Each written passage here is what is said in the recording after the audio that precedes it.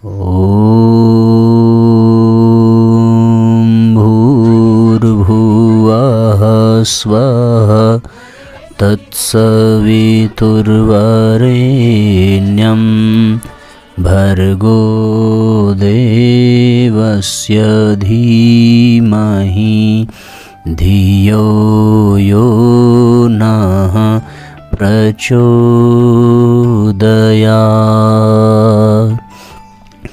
ओम सद्गुरु चरण कमलेभ्यो नमः। सभी आत्मीय बंधुओं को सादर प्रणाम। सभी का बहुत बहुत स्वागत है साथियों आज के सत्र में। आज जहां हम आए हैं वहां पर कुछ नेटवर्क की समस्या है, जिसके कारण ये recording via zoom app possible नहीं हो पाया। तो फिर नॉर्मली हमने रिकॉर्ड करके अपलोड करने की कोशिश की है।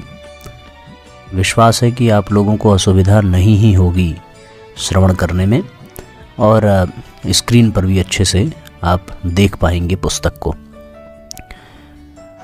तो मैं सभी से निवेदन करूंगा कि आज के सत्र का शुभारंभ करने से पहले अधिक से अधिक आप लोग शेयर ज़रूर करें, जिससे कि सबको इसका लाभ मिल सके और सब तक गुरुजी की पुस्तक का यह अंश अवश्य पहुंच सके। विगत 2 दिनों से यह पुस्तक चल रही है, उपासना और साधना का समन्वय। कल हम सभी ने देखा कि उपासना के प्रारंभिक चरण में जो खटकर्म होते हैं उसकी वैज्ञानिकता, उसमें छुपी हुई आध्यात्मिकता को परम पूज्य गुरुदेव ने हम सबको बताया। और अब उपासना के संदर्भ में पास बैठने की प्रक्रिया किस तरीके से फलीभूत हो सकती है और उसका लाभ कैसे प्राप्त हो सकता है, आदि बिंदुओं पर हम लोगों ने चर्चा की। अब उसी क्रम को आगे बढ़ाते हुए आगे के सत्र का क्रम प्रारंभ करते हैं।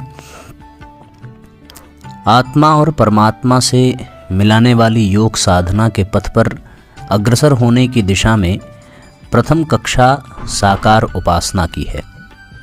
उसमें आकृति सहित परमात्मा की कल्पना करनी पड़ती है। उसे उच्च स्तरीय श्रेष्ठताओं से संपन्न माना गया है। समीप उपस्थित अनुभव किया जाता है। सघन श्रद्धा का आरोपण करते हैं। गहरी प्रेम भावना उमगाते हैं और उनके साथ घनिष्ठता बनाते हैं। इसी कृत्य के अंतर्गत आने वाले विविध उपचार भक्ति साधना कहे जाते हैं। लय प्रक्रिया का यह प्रथम सोपान है।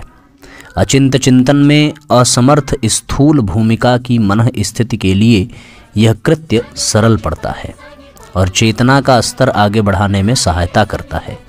प्रतीक उपासना का सारा ढांचा इसी प्रयोजन के लिए विनिर्मित हुआ समझा जाना चाहिए। यहाँ पर पूज्य गुरुदेव साथियों कहते हैं कि जितने भी योग साधनाओं के पथ पर अग्रसर होने वाले लोग हैं, उनको सर्वप्रथम साकार उपासना की आवश्यकता है। साकार उपासना की आकृति को ही देख करके उनकी कल्पना सटीक बैठेगी और वो सघन श्रद्धा का आरोपण कर पाएंगे। गहरी प्रेम भावना, घनिष्ठता, भक्ति साधना, ये सब सरल होगा जब सामने कोई आकृति हो, कोई अपना हो, कोई चित्र हो। प्रतीक उपासना का सारा ढांचा इसीलिए विनिर्मित किया गया है और इसी प्रयोजन से किया गया है कि लोग आसानी से उससे तारतम्य बिठा सकें, अपने आप को उससे जोड़ सकें और श्रद्धा का निरूपण कर सकें। आगे पूज्य गुरुदेव लिखते हैं, इसके बाद उपासना की अधिक गहन प्रक्रियाएं, जप, ध्यान आदि का प्रयोग किया जाता है। अपनी चेतना को क्रमशः ईश्वर सानिध्य की अधिक गहन अनुभूति की ओर ले जाने के लिए ये सीढ़ियां बनाई गई हैं। इस स्तर की उपासना का प्रयोजन है मनः क्षेत्र पर ईश्वरीय सानिध्य का चिंतन घटाटोप की तरह छाए रहना। सामान्य जीवन में आत्मसत्ता शरीर रूप में ही काम करती है। अस्तु अपना आपा शरीर मात्र ही अनुभव होने लगता है। शरीर से संबंधित समस्याओं का विस्तार अत्यधिक है। उनके खट्टे मीठे स्वाद भी चित्र विचित्र हैं और वे सभी बड़े आकर्षक हैं। यों प्रिय अप्रिय स्तर की परस्पर विरोधी अनुभूतियां सामने आती हैं, पर वे दोनों ही अपने अपने ढंग के गहरे प्रभाव चेतना पर छोड़ती हैं। सफलताएं अपने ढंग का प्रभाव डालती हैं, असफलताएं दूसरे ढंग का। लाभ में एक प्रकार का अनुभव होता है, हानि में दूसरे तरह का। एक स्थिति प्रिय लगती है, दूसरी अप्रिय। इतना होते हुए भी दोनों की स्थितियों की गहरी छाप पड़ती है। सफलता का हर्षोन्माद और असफलता का शोक संताप दोनों ही अपना प्रभाव छोड़ते और चेतना को आवेशग्रस्त बनाते हैं। ज्वार भाटे जैसे यह आवेश अवसाद सामयिक अनुभूति बनकर ही समाप्त नहीं हो जाते, वरन पीछे भी बहुत समय तक उनकी उत्तेजित प्रतिक्रिया बनी रहती है। ऐसे क्षण बहुत ही कम आते हैं जिनमें चित्त शांत संतुलित रहता हो और आत्मसत्ता के साथ जुड़ी हुई समस्याओं को हल करने की बात सूझ पड़ती हो। यही कारण है कि हम भौतिक आवश्यकता और समस्याओं को ही सब कुछ मान लेते हैं और उन्हीं के जाल जंजाल में उलझे जकड़े पड़े रहते हैं। आत्मिक जीवन का स्वरूप भी सामने नहीं आ पाता, फिर उनका समाधान सूझे तो कैसे? स्पष्ट है कि आत्मिक समस्याओं का समाधान हुए बिना न तो भौतिक जीवन का रस लिया जा सकता है और न जीवन लक्ष्य को पूरा करने की बात बनती है। बिल्कुल स्पष्ट है साथियों कि आत्मिक समस्याओं के समाधान से ही जीवन का लक्ष्य पूरा होगा। ये शरीर की जो भी अनुभवी प्रक्रियाएं हैं, चाहे वो लाभ में हो, चाहे हानि में, चाहे सफलता में, चाहे असफलता में, ये सारा केवल और केवल शरीर तक ही सीमित रह जाता है। पर वास्तव में जीवन का लक्ष्य तो आत्मिक स्तर पर आगे बढ़ने पर ही संभव हो पाता है। आगे पूज्य गुरुदेव लिखते हैं, आवश्यक है कि कुछ समय हमारे पास ऐसा हो जिसमें भौतिक जीवन को एक प्रकार से पूरी तरह भुला दिया जाए और उन क्षणों में केवल आत्मा का स्वरूप, जीवन लक्ष्य एवं परमात्म सानिध्य के अतिरिक्त और कुछ सूझ ही न पड़े। यही उपासना काल की मर्यादा है। मैं फिर से दोहरा दूं कि कुछ समय हमारे पास ऐसा हो कि भौतिक जीवन से पूरी तरह मुंह मोड़कर केवल आत्मा का स्वरूप और जीवन लक्ष्य एवं परमात्मा के सानिध्य के अतिरिक्त कुछ भी दिमाग में ना आवे। यही उपासना काल की मर्यादा है। ये सही हुई या गलत, इसकी पहचान इतनी है कि उन क्षणों में मन क्षेत्र पर आत्मिक स्तर का चिंतन छाया रहा या भौतिक स्तर का। यदि सांसारिक मनोकामनाओं की उथल पुथल मची हुई है और इष्टदेव से तरह तरह के भौतिक वरदान पाने की ललक उठ रही है, तो समझना चाहिए कि यह उपासना कृत्य भी विशुद्ध रूप से भौतिक है। इससे आत्मिक प्रगति जैसा कोई लाभ नहीं मिल सकता, न मिल सकेगा। यदि उतने समय शरीर रहित, भौतिक प्रभावों से मुक्त ज्योतिर्मय आत्मा ही ध्यान में है और उसमें महाज्योति के साथ समन्वित हो जाने की दीप पतंग जैसी आकांक्षा उठ रही है, तो समझना चाहिए कि उपासना का सच्चा स्वरूप अपना लिया गया और उससे अभिष्ट उद्देश्य पूरा हो सकने की संभावना बन रही है। कितना सुंदर है साथियों। परम पूज्य गुरुदेव लिखते हैं कि उपासना के दौरान भी हम तमाम भौतिक प्रपंचों को ही स्मरण करते हैं, उन्हीं में खोए रहते हैं, भगवान से उन्हीं की कामना करते हैं। कभी कभी ऐसी स्थिति बन जाती है कि हम उपासना के मूल सिद्धांत से ही हट जाते हैं। किसी ने कुछ कह दिया, उसी बात को लेकर उपासना में भी हम उलझे पड़े रहते हैं।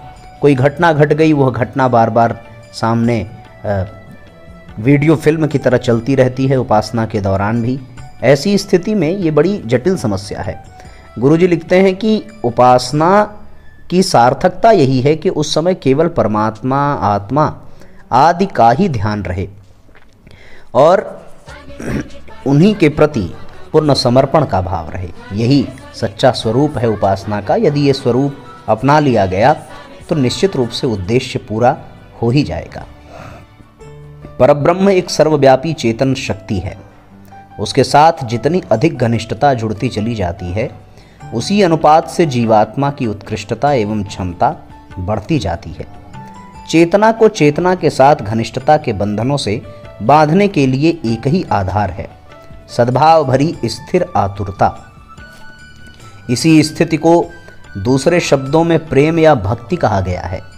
लौकिक जीवन में भी इसी प्रकार की आतुरता जिस पदार्थ, व्यक्ति या स्थिति के प्रति होती है, उसके लिए समूचा व्यक्तित्व प्रयत्नरत हो जाता है और देर सवेर में इष्ट प्रायः पूरा होकर ही रहता है। चेतना को चेतना से मिलाने के लिए भी यही भाव भरी किंतु स्थिर आतुरता अभिष्ट है। भक्ति भावना उत्पन्न करने के लिए ईश्वर का स्वरूप बनाने, उस पर श्रद्धा, आत्मीयता, समीपता एवं एकता आरोपित करने के प्रयास किए जाते हैं और वे अभिष्ट प्रयोजन पूरा भी करते हैं।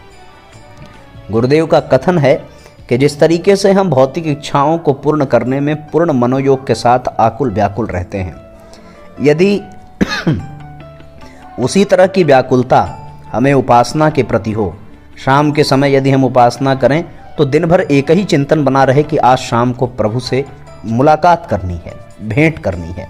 यदि सुबह कर रहे हैं तो सुबह जल्दी स्वतः नींद खुल जाए, केवल इस व्याकुलता में कि हमें सवेरे उपासना करनी है, सवेरे जप करना है, परम पूज्य गुरुदेव के सामने बैठना है, उनसे बातें करनी है या अपने इष्ट से इस तरह का संबंध। ये व्याकुलता ही हमें अत्यंत भगवान के निकट करती है। इस संदर्भ में साथियों एक छोटी सी कहानी याद आती है। एक शिष्य अपने गुरु के पास गया, जाकर के कहने लगा कि गुरुदेव हमें परमात्मा क्यों नहीं मिलता, क्या हम कौन सी विधि अपनाएं कि भगवान का साक्षात्कार हो सके। गुरुदेव ने अपने शिष्य का हाथ पकड़ा और उनसे कहा कि चलो हमारे साथ नदी में पहले स्नान करके आते हैं और उसके बाद इस पर विचार करेंगे। स्नान करने के लिए गुरु और शिष्य दोनों नदी के बीचों बीच उतरे। गुरु के साथ शिष्य भी गया। अब गुरु ने शिष्य के कंधे पर हाथ रखा और जोर से उसको नदी में दबाया। गुरु ने ताकत पूरी लगाई, शिष्य नदी में अंदर पानी के भीतर चला गया। अब वो बाहर निकलने की कोशिश करे, पर गुरुदेव उसको इतनी जोर से दबा करके रखे कि वो बाहर निकल ना सका। एक ऐसी स्थिति आई कि उसने पूरी ताकत से अपने आप को बाहर निकालने का प्रयत्न किया। ये ऐसा प्रतीत हुआ कि अब उसके प्राण चले जाएंगे और तब जाकर के गुरुजी ने उस शिष्य को छोड़ा। जब वो बाहर आया तो बड़ी तेजी से नदी से बाहर निकलते हुए और थोड़ा नाराजगी व्यक्त करते हुए, बल्कि क्रोधित होकर के ये कहने लगा कि गुरुदेव आपका दिमाग खराब है, मैं मर जाता, एक पल में मेरे प्राण निकल जाते। इतना बेचैन, इतना व्याकुल हो गया, उसके बावजूद भी आप हमें नदी में डुबाए जा रहे हैं। गुरुजी ने कहा कि बेटे प्राण तो नहीं जाने देता, पर तुम्हारा जो प्रश्न था उस प्रश्न का उत्तर हमने इसी माध्यम से दिया। जितना तुम्हें व्याकुलता, जितना बेचैनी अपने प्राण बचाने में है, क्या कभी उतनी बेचैनी परमात्मा के दर्शन के लिए हुई? यदि इस तरह की आकुलता हो, इस तरह की व्याकुलता हो, तो फिर परमात्मा का साक्षात्कार बहुत सरल, बहुत सहज हो जाता है। इस बात को इस कहानी से प्रतिपादित किया गया और इस प्रसंग से वो प्रसंग इसमें याद आ गया। तो साथियों, कहने का तात्पर्य यही है और गुरुजी पुस्तक में यही लिखते हैं कि वैसी ही आकुलता, वैसी ही व्याकुलता हमें इसमें भी होनी चाहिए। उपासना के समय ही नहीं, बाद में भी यह भावनात्मक प्रखरता बनी रहे, यह आवश्यक है। उपासना काल में दिव्य सत्ता की समीपता का जो बोध हुआ, अपने आपे को उससे जोड़ देने, उस पर समर्पित कर देने की जो ललक उठी, उसकी अनुभूति सामान्य जीवन क्रम में भी बनी रहनी चाहिए। साधक अपनी इसी भावना के विकास को और पुष्टि का संकल्प करते हुए उपासना के अंत में सूर्यार्घ दान करता है। जैसे कलश की सीमा में बधा जल सूर्य के सामने अर्पित करते ही गर्मी और वायु के संसर्ग में असीम में मिल जाता है, उसी तरह अपने शरीर में सीमित हमारी चेतना भी प्रभु चरणों पर अर्पित होकर अनंत में मिल जाए, हम अणु से विभु बने। यही भाव सूर्यार्घ दान के समय रहना चाहिए। इस प्रकार उपासना के साथ उपयुक्त वातावरण, उपयुक्त कर्मकांड तथा उपयुक्त भावोद्रेक का क्रम अपनाकर उसे अति प्रभावशाली बनाया जा सकता है। उसके साथ क्रिया और भावना और भाव समन्वय द्वारा स्थूल, सूक्ष्म और कारण तीनों शरीर को उपासनामय बनाया जा सकता है। ये सभी क्रम एक साथ चल सकते हैं। आवश्यक नहीं कि एक को पूरा करके ही दूसरे को छुआ जाए। खेलों में शारीरिक स्फूर्ति और मानसिक सूझबूझ का एक साथ उपयोग रहता है। शरीर में पाचन, श्वास प्रश्वास तथा रक्त संचार आदि क्रम एक साथ चलते रहते हैं। इसी प्रकार उपासना में भी सभी धाराएं एक साथ प्रवाहित होती हैं। उपासना में भी सभी धाराएं एक साथ प्रवाहित होती हैं तथा साधक उसका अद्भुत लाभ प्राप्त करता चला जाता है। महत्वपूर्ण संदेश है इन पंक्तियों में साथियों। गुरु जी कहते हैं कि जो भाव उपासना के समय है, बाद में भी भावनात्मक प्रखरता वैसी ही बनी रहनी चाहिए। आदमी जब किसी भी समय में किसी एक निश्चित भाव में रहता है, जिस वातावरण से, जिस भाव से वो प्रभावित हो जाता है, उसी के अनुसार उसकी मनोभूमि बन जाती है। उसी भाव में कुछ देर तक रहता है। यदि वो कोई मूवी देख ले तो थोड़ी देर उस मूवी के भाव में रहता है। यदि वो किसी मंदिर में चला जाए तो उतनी देर वो आध्यात्मिकता के भाव में रहता है। यदि वो कहीं खेलने चला जाए तो उतनी देर वो उस खेल के भाव में रहता है। जिस स्थिति में, जिस काल में, जिस स्थान पर, जिस वातावरण में जाता है, वहीं पर उसके भाव उसी के अनुसार बदल जाते हैं। शमशान घाट पर जावे तो वहाँ अलग भाव, अस्पताल में जाए अलग भाव, मंदिर में जाए अलग भाव, घर में रहे अलग भाव, बाहर रहे अलग भाव। ये जो भाव का परिवर्तन है, ये परम पूज्य गुरुदेव कहते हैं कि ये परिवर्तन नहीं होना चाहिए। इन सब के मूल में केवल और केवल वही भाव जो उपासना के समय था, वो 24 घंटे व्यक्ति उसी भाव में रहे। उतनी ही विनम्रता, उतनी ही शालीनता, उतनी ही उदारता, उतनी ही दिव्यता जो उपासना के दौरान अनुभव हुई, उसी भाव में दिन के अन्य कार्यों को भी उसी भाव के साथ यदि किया जाए। जैसे उपासना के दौरान हम सारी चीज़ें केवल और केवल भगवान के निमित्त करते हैं, भगवान के लिए करते हैं, भगवान के सामने रखकर, भगवान को सामने रखकर करते हैं और उनके लिए, उन्हीं के द्वारा उन्हीं को समर्पित करते हैं, तेरा तुझको अर्पण का भाव करते हुए। उसी तरीके से यदि अपने दिन के जीवनचर्या के अन्य कालखंड में भी हम वही उपासनात्मक भाव लेकर के दिन को बितावें तो ये अत्यंत आनंददायक स्थिति में व्यक्ति पहुंच जाएगा। इसीलिए गुरुजी कहते थे कि उपासना तो 15 मिनट की, साधना 24 घंटे की होती है। आत्मबोध और तत्वबोध की साधना के बताने के पीछे गुरुजी का भाव यही था कि जब हम सवेरे सो कर के उठें तो आत्मभाव में क्या साधना करें, यही तो अपने परमात्मा को धन्यवाद करें कि एक नया जन्म हुआ और उस नए जन्म की प्रसन्नता व्यक्त करें। साथ ही उनका स्मरण करें और एक प्रार्थना करें कि भगवान आपको तो हमारा सदैव ध्यान रहता है, आप हमें सदैव देखते रहते हैं, आप हमारे प्रति अपनी सभी जिम्मेदारियों को निभाते हैं। बस एक ही प्रार्थना है कि हमें भी आपका सदैव ध्यान रहे, हम भी सदैव आपको अपने चित्त में, अपने स्मरण में बना करके रखें, बिठा करके रखें। बस एक ही प्रार्थना। तो फिर उसी भाव में हमें अपने दिन की शुरुआत करते हुए तत्वबोध की साधना अर्थात सोने तक हमें उसी भाव में रहने के लिए गुरुजी आत्मबोध कराते हैं। अब जब व्यक्ति ये प्रारंभ करेगा तो जिसकी एकाग्रता जैसी होगी उसे उतना ही लाभ मिलेगा।